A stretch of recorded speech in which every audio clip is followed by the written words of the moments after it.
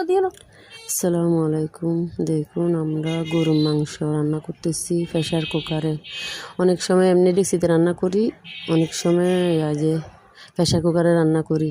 Pressure কুকারে রান্না করলে মানে অনেক তাড়াতাড়ি হয়ে যায়, 15 মিনিটের ভিতরে রান্না করা হয়ে যায়। এখন শর্টকাট কি করব, আলু সিদ্ধ করি, আলুর ভর্তা বানাতে বলতেছে।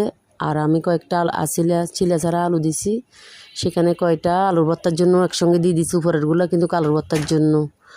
এই 15 মিনিটের ভিতরে আলুর ভর্তা, গরুর মাংস রান্না করি, সবাইকে করে দিয়ে দিছি।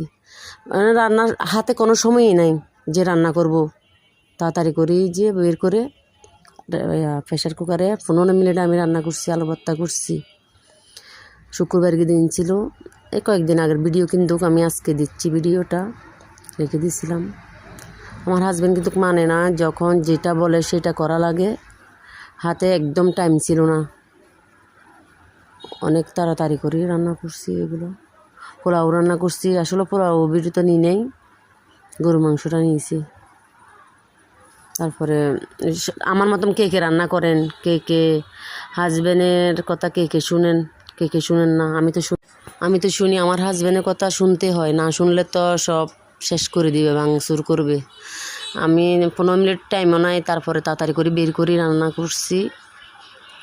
আমার হাজব্যান্ডের কথা শোনা লাগে, কে কে স্বামীকে হাজব্যান্ডকে ভালো রাখতে চান। আল্লাহ হাফেজ।